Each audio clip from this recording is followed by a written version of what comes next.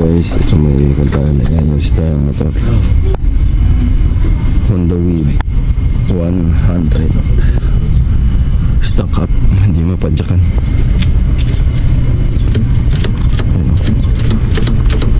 Na stock to ng matagal. So ngayon, ang gagawin na muna natin, subukan natin to, buksan yung spark plug, baka may tubig to sa loob. So, tingnan natin kung mapadyakan na. Tapos itong carburetor niya stock up rin. Kanya natin maayos yan. Ito muna tayo focus sa kanyang spark plug. Tanggalin muna natin to.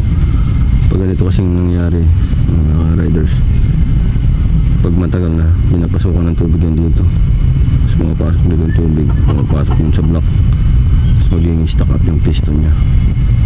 Ngayon, tanggalin muna natin itong spark plug, tapos titingnan natin kung may tubig sa loob.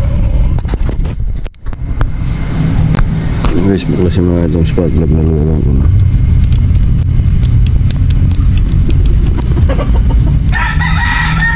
Tingnan natin dito ba galing yung stock up nya. Ayan, ito tubig na. Tingnan natin kung bayang padyakan na.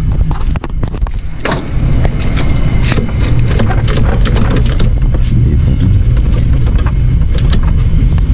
Pinag-piston na ito. Stock up, walang W40. Tingnan natin. Walang sigurong piston na. Loob.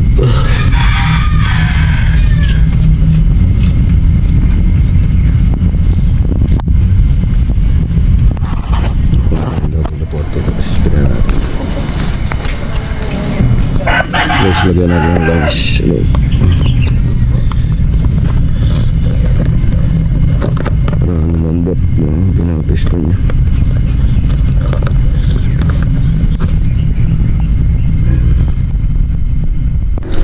Yung guys, hindi talaga siya mapadyakan kahit nilagyan ko na ng langis, ganun pa rin.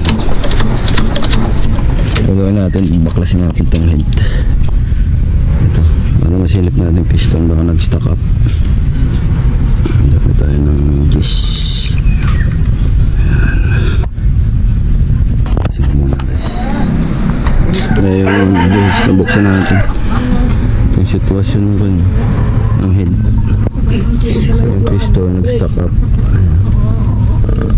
Linisin na natin ito.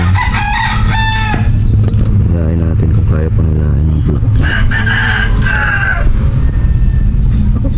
Yan. Bukas ito.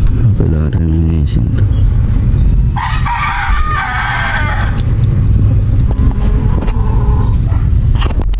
Ayan guys, binuksan na natin yung carburetor niya. Sobrang malawang, linisin na natin ito. Linisin na rin natin yung head.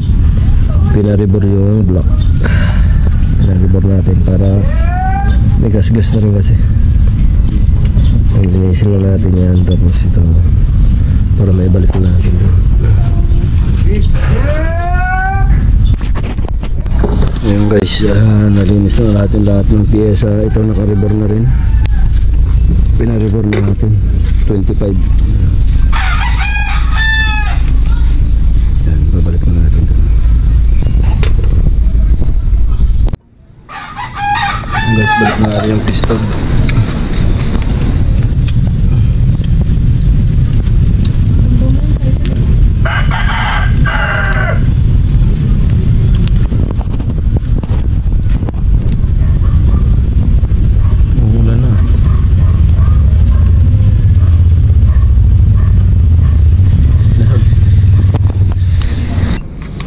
Guys, nalagay na yung piston, lagyan natin itong block.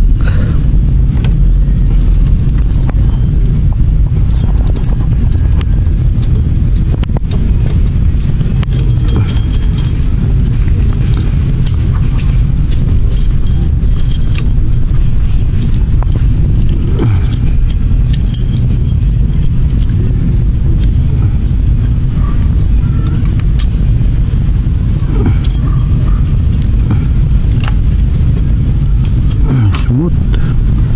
Smooth na smooth siya guys.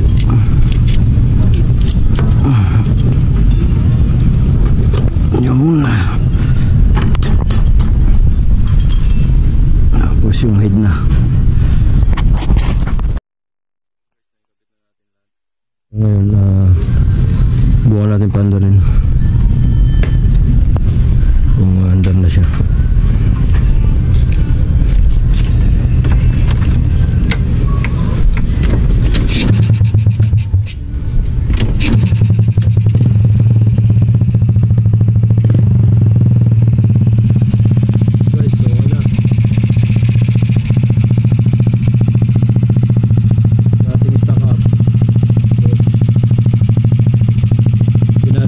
Pinaribor na rin natin para maganda yung kasi puro tama na rin yung block niya.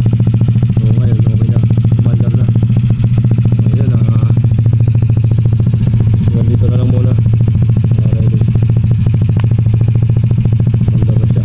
So sunod na project yan. So palitan ko mga clearance harapan. So pinaandar lang muna natin para